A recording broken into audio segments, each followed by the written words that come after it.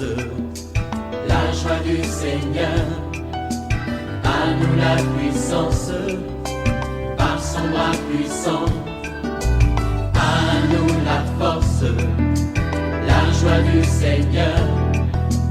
À nous la puissance, par son bras puissant. Faisons monter, monter, un parfum de louange. Faisons monter, monter, notre adoration. Faisons monter, monter, un parfum de louange. Faisons monter, monter, notre adoration. La gloire revienne à celui qui vit au siècle des siècles, l'agneau de Dieu, Jésus-Christ de Nazareth, celui qui n'a point changé. Il est le même hier, aujourd'hui et éternellement. Je vais dire à quelqu'un, Jésus n'a pas changé. Même si les hommes changent, même si au niveau de ton entreprise, les DG changent, même si au niveau de ton pays, le gouvernement change, mais sache que Jésus n'a pas changé. Aie toujours confiance en lui. Réveille-toi, réveille ton voisin, réveille ton mari, réveille ta femme. Nous sommes à OSB, Opération sur la brèche. Romains chapitre 1, versets 16 à 17. Chaque matin je me lève, je prie avec OSB. Chaque matin moi je prie avec OSB. Lisons notre texte du jour, Romains chapitre 1, versets 16 à 17. Car je n'ai point honte de l'évangile, c'est une puissance de Dieu pour le salut de quiconque croit, du juif premièrement, puis du grec. Parce qu'en lui est révélée la justice de Dieu par la foi et pour la foi, selon qu'il est écrit, le juste vivra par la foi. Amen. Ces deux versets bibliques sont des versets importants pour la vie du chrétien. Nous allons voir deux grandes vérités tirées de ce passage. Première vérité, n'ayons pas honte de l'évangile. Lorsque tu es chrétien, lorsque tu es serviteur de Dieu, tu ne dois pas avoir honte de l'évangile, mais tu devrais avoir honte du péché. Vous voyez, regardez, aujourd'hui, nous vivons dans une société où ce qui devait être l'objet de la honte ne fait plus la honte. Par exemple, le fait de s'habiller à moitié nu. Vous voyez les jeunes filles qui laissent leur sein au dehors. Il y a même des gens qui n'ont pas honte de s'habiller comme tel et de venir même à la messe, à l'église. La maison de Dieu, on s'habille de manière indécente. Les gens n'ont pas honte. Il y a des gens qui font des danses malsaines, qui secouent, qui remuent les parties intimes, et ça devrait nous faire honte. Aujourd'hui, il y a des enfants, dans leurs accoutrements, ils n'ont même pas honte de leur comportement, même devant les parents. Ce sont ces choses qui devraient nous faire honte. Mais ce n'est pas l'évangile qui devrait nous faire honte. Lorsque je connais Jésus, je sais que Jésus a transformé ma vie. Je sais que lorsque j'accepte Jésus, je deviens citoyen du royaume. Je ne devrais pas avoir honte. D'ailleurs, lorsque tu acceptes Jésus, le Seigneur Jésus te donne une mission. Tu es son témoin et tu as pour rôle, tu as pour mission d'aller partager l'évangile. Je vais parler à quelqu'un. Écoute-moi bien. On t'a prêché l'évangile. Tu as rencontré Jésus. Tu as vu ce que Jésus a fait dans ta vie. Il t'a guéri de manière surnaturelle. Il a transformé ta vie. C'est Jésus qui t'a ouvert les portes du mariage. Mais pourquoi as-tu honte de l'évangile? Tu ne dois pas avoir honte de l'évangile. Tu devrais prêcher l'évangile partout, partout, même dans les trains, même dans le bureau, même dans les marchés publics. N'aie pas honte. Je sais que lorsque tu as commencé à prêcher l'évangile, les gens ont commencé à te considérer comme quelqu'un de ridicule. Non, tu n'es pas ridicule. Tu es un ministre de Dieu. Lorsque tu prêches l'évangile, tu es un ministre de Dieu. C'est pourquoi Paul dit, car je n'ai point honte de l'évangile. Pourquoi on ne devrait pas avoir honte de l'évangile? Il y a une raison principale. Parce que l'évangile est une puissance de Dieu. C'est une puissance de Dieu. Je ne sais pas si nous réalisons la puissance qu'il y a derrière l'évangile. D'ailleurs, cette puissance vient de la personne qui incarne l'évangile, c'est-à-dire c'est Jésus-Christ qui est l'objet de l'évangile. L'évangile est une puissance de Dieu. Je vais parler à un parent.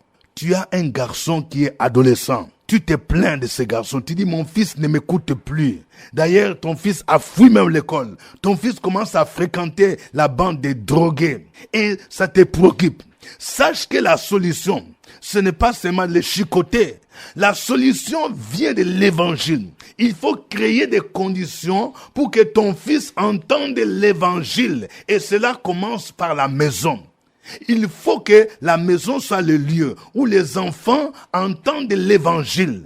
Si au lieu d'écouter l'évangile, tu ne fais que te chamailler avec ton épouse, ça crée une brèche. Lorsqu'il y a des palabres dans la famille, ça crée une brèche. C'est difficile que vous puissiez mettre les enfants sur les droits chemins, sur les chemins de l'église, sur les chemins de l'évangile. Parce que votre comportement crie plus fort. Ça va les décourager.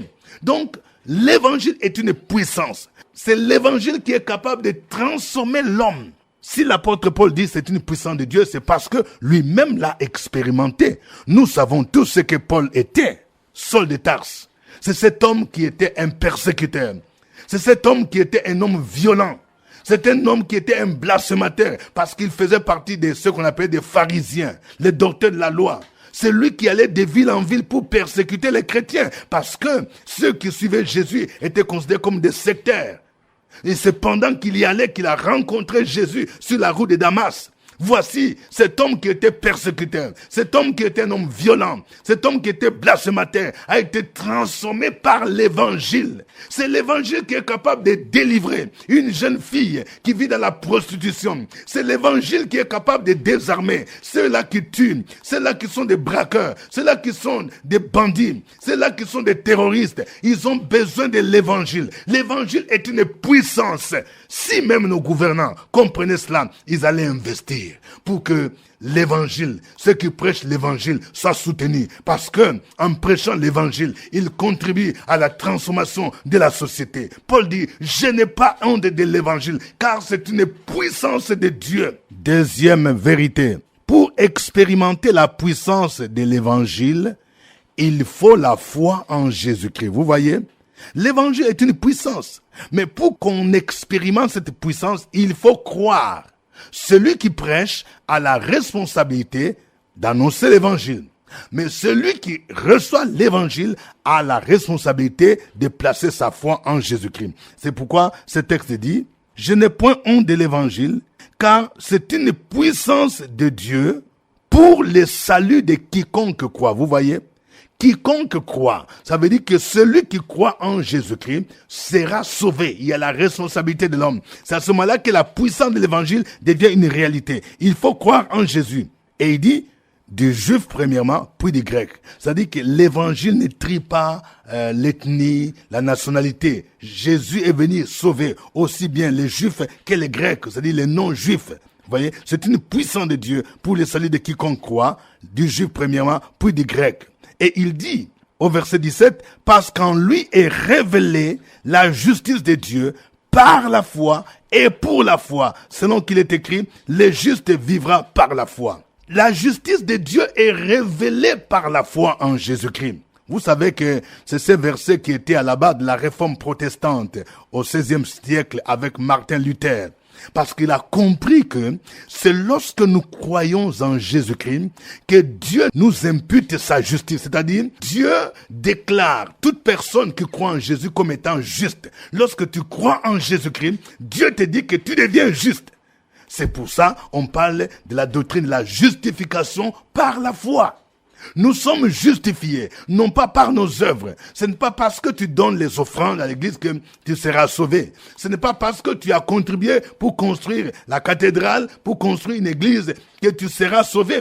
Ce n'est pas parce que tu visites les orphelins, les veuves, que tu seras sauvé. Toutes ces œuvres sont bonnes, mais elles ne peuvent pas nous sauver, vous voyez. Ce qui sauve, c'est la puissance de l'évangile lorsque nous croyons en Jésus-Christ. Ce qui sauve, c'est la foi en Jésus-Christ. Vous voyez, c'est pourquoi la puissance de l'évangile se révèle lorsque nous plaçons notre foi en Jésus-Christ comme Seigneur et Sauveur. Bien-aimés dans le Seigneur, lorsque nous comprenons cette réalité, nous devrions en tant que chrétiens, nous devrions en tant qu'Église, nous prendre la résolution de prêcher l'évangile. Si nous voulons voir la transformation dans notre société, si nous voulons que la puissance de Dieu se manifeste, nous devons prêcher l'évangile et que ceux qui entendent l'évangile puissent placer leur foi en Jésus-Christ afin qu'ils soient justifiés. Que le nom du Seigneur soit béni. Nous allons le glorifier. Nous allons chanter ces cantiques.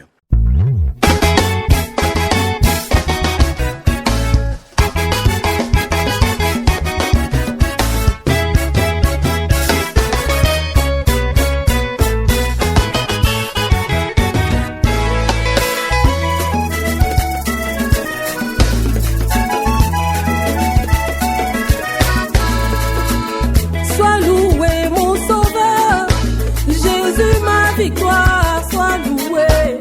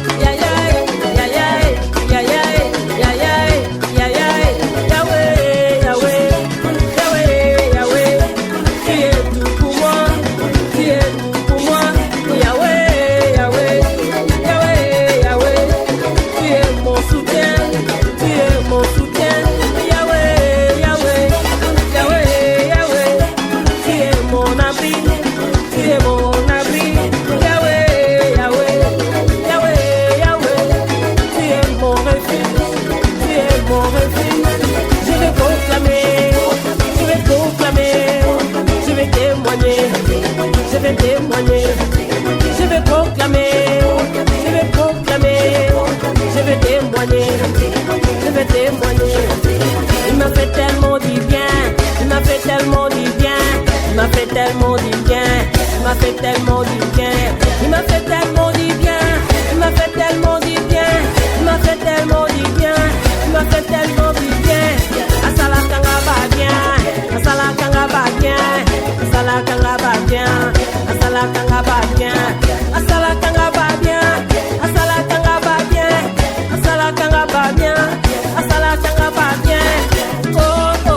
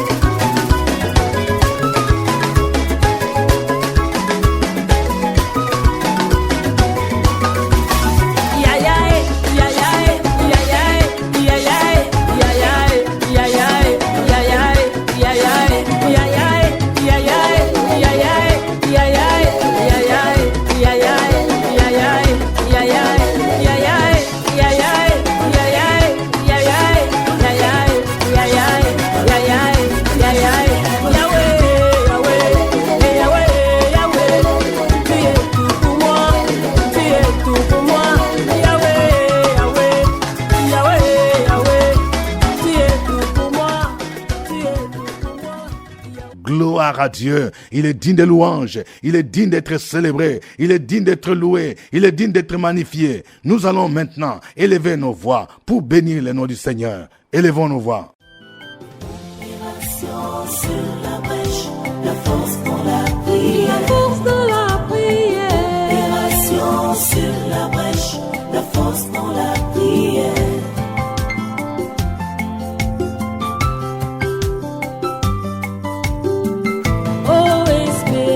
Opération sur la brèche, la force dans la prière. Opération sur la brèche, la force dans la prière. Opération sur la brèche, la force dans la prière. Opération sur la brèche, la force dans la prière. La force dans la prière. Amen. Nous rappelons que nous sommes à notre émission de prière OSB, acronyme qui veut dire Opération sur la brèche. Au microphone, votre serviteur, révérend docteur Dieudonné Ngumbi. Cette émission est diffusée sur notre site web www.radiofréquencevie.com. Nous avons une application Android. Il suffit d'être connecté sur Internet. Et si vous avez un téléphone mobile Android ou une tablette, allez sur Play Store. Vous tapez Radio Fréquence Vie et puis vous téléchargez l'application de la radio et vous pouvez suivre aisément Fréquence Vie sur le net partout où vous êtes.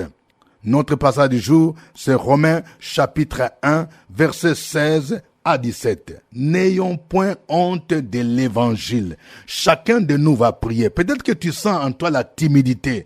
Tu n'as pas le courage. Tu te dis vraiment, quand je veux parler de Jésus, je sens la honte. Je n'ai pas ce courage. J'ai peur. Tu vas prier pour que le Seigneur te délivre de cet esprit-là. Tu vas prier pour dire, Seigneur, enlève en moi cette honte. Donne-moi cette audace, cette hardiesse de prêcher l'évangile. Parce que l'évangile est une puissance. Prions le Seigneur. Sur la brèche, la force dans la prière. Opération sur la brèche, la force dans la prière.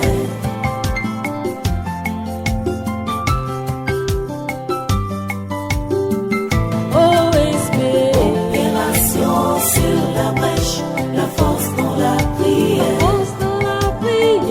Opération sur la brèche, la force dans la prière.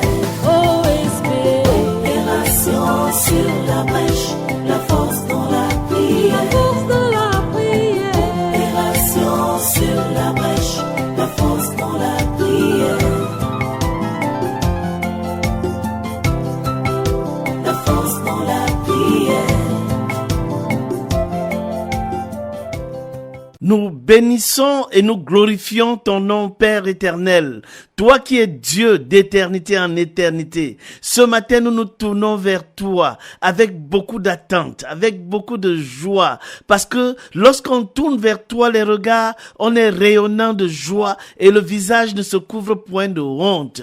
Nous nous tournons vers toi et nous prions, Père éternel, et nous demandons que tu nous fortifies dans notre ministère, dans notre œuvre, dans notre marche chrétienne, afin que nous puissions annoncer l'évangile en toute liberté. L'apôtre Paul déclare dans Romains chapitre 1, « Je n'ai point honte de l'évangile, car l'évangile est une puissance de Dieu pour le salut de quiconque croit. » Père, fais en sorte que nous ayons ce zèle, cette hardiesse pour annoncer la bonne nouvelle, pour témoigner de ce que ton Fils Jésus-Christ a fait dans notre vie. Tu nous as appelés pour aller être des témoins partout dans le monde, partout où nous nous retrouvons. Fais en sorte, Père éternel, que tes enfants puissent témoigner dans leur lieu de travail, dans leur quartier, dans leur foyer, partout où ils se retrouvent, qu'ils puissent témoigner que Jésus-Christ est Seigneur. Nous prions contre toute forme de timidité. Nous prions contre toute forme de tiédeur dans le nom de Jésus-Christ. Christ en nous, l'espérance de la gloire. C'est pourquoi nous déclarons que nous allons annoncer l'évangile en toute hardiesse et en toute liberté. Parce que tu nous as appelés à témoigner. Tu nous as appelés à être la lumière du monde, à être le sel de la terre. Nous te bénissons et nous te glorifions pour toutes les grandes choses que tu fais dans notre vie. Merci Père éternel pour la paix que tu nous assures. C'est au nom de ton Fils Jésus-Christ que nous avons prié. Amen. Amen. Nous allons prier pour nos membres de famille. Tu as par exemple un parent qui est encore drogué, qui est encore impudique, qui est idolâtre, qui vit dans toutes sortes de péchés. Nous allons prier pour eux et prier pour que Dieu crée des occasions pour qu'ils entendent l'évangile. Parce que nous savons que l'évangile, c'est cette puissance. Prions pour eux, pour que Dieu dispose leur cœur, pour qu'ils reçoivent l'évangile et que leur vie soit transformée. Parce que l'évangile, c'est ça la puissance de Dieu qui est capable de transformer leur vie. Prions le Seigneur au nom de Jésus. Sur la brèche, la force dans la prière. La force dans la prière. Opération sur la brèche, la force dans la prière.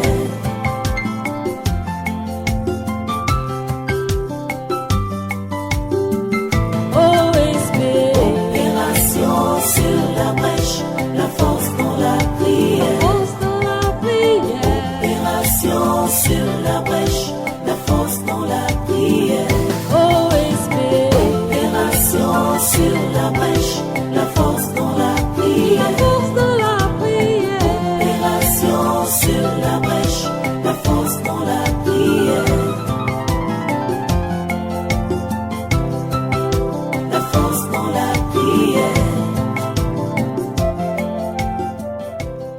Nous te disons merci ce matin pour la grâce que tu nous fais, la miséricorde que tu nous donnes, notre Dieu, notre Père. Chaque jour, tu nous pardonnes. Merci parce que tu nous as donné une famille, des enfants, des cousins, des frères, la famille élargie et la famille nucléaire. Malheureusement, tous ne sont pas convertis. Il y a des gens qui mènent des vies qui ne te glorifient pas, qui mènent des vies, notre Dieu, sous la domination du péché, du diable, d'État, de cette société. Et notre vœu ce matin, notre souhait, nous gémissons auprès de toi, nous pleurons notre Dieu, nous te demandons par ton esprit de toucher les cœurs. Nous aussi, nous ne dormons pas, nous veillons, nous gênons, nous soupirons, nous crions vers toi et nous menons une vie qui t'honore. Dieu Tout-Puissant, nous en parlons à l'église dans nos réunions de prière pour que les cœurs soient touchés et qu'ils soient dégagés de ces choses-là, notre Dieu, notre Père. Nous te demandons d'agir, que les cœurs soient transformés. Parce que tu nous dis, crois au Seigneur Jésus-Christ, tu seras sauvé, toi et toute ta famille. Nous aimerions te rendre toute la gloire, l'honneur, la puissance et nous joindre à tous tes enfants dans le ciel, dans le sein d'Abraham, t'adorer, te louer, nuit et jour. C'est notre désir. Au nom de Jésus. Amen. Amen. Nous venons de voir que pour expérimenter la puissance de l'évangile, l'homme a besoin de placer sa foi en Jésus. Il a besoin de croire en Jésus. Nous allons prier le Seigneur pour que partout où l'évangile est prêché, en commençant par notre famille, en commençant par notre église, nos quartiers, que ceux qui reçoivent l'évangile puissent répondre positivement, qu'ils puissent placer leur foi en Jésus. Peut-être que toi-même qui m'entends, on t'a déjà prêché l'évangile, mais jusque-là, tu n'as pas encore cru en Jésus, tu n'as pas encore ouvert ton cœur pour recevoir Jésus-Christ comme Seigneur et Sauveur. Prions pour que tous ceux-là qui ont entendu l'évangile puissent répondre, que Dieu dispose leur cœur afin qu'ils puissent croire en Jésus pour être sauvés et pour être justifiés. Prions le Seigneur. Sur la brèche, la force dans la prière. La force de la prière. Opération sur la brèche, la force dans la prière.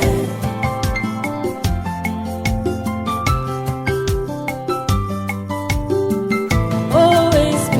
Opération sur la brèche, la force dans la prière. La force de la prière. Opération sur la brèche, la force dans la prière. OSB. Opération sur la brèche, la force dans la prière. La force de la prière. Opération sur la brèche, la force dans la prière. La force dans la prière.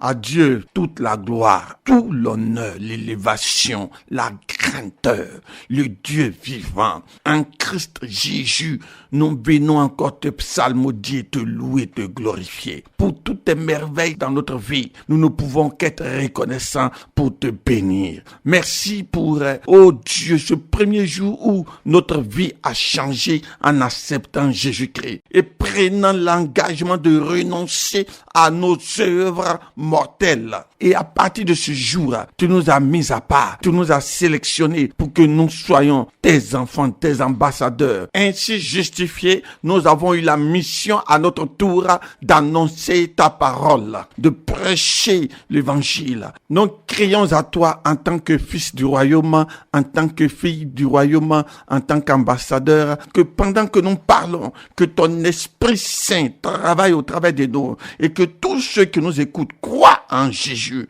que leur foi soit fondée en Christ, que leur foi soit placée en Christ, que leur foi soit encouragée à se dédier à Christ par la puissance de ton esprit, que tu opères de grandes délivrances, que tu changes les cœurs de pierre en cœur de chair. Merci pour cet homme endurci qui vient à toi. Merci pour cette femme, longtemps qui fait confession de connaître Christ, qui revient et te dédie sa vie. Merci pour ce jeune homme qui aujourd'hui s'abandonne entre tes mains. Et pour cette jeune fille qui croit et qui te donne et qui abandonne son péché d'impudicité et qui se tourne à toi par la prière au nom de Jésus-Christ. Merci, cher Saint-Esprit, parce que tu vas encore faire de grandes choses par l'évangélisation, par la prédication de la parole et par la vie de tes serviteurs. Gloire et honneur à toi. C'est au nom de Jésus que nous avons prié et rendu grâce. Amen.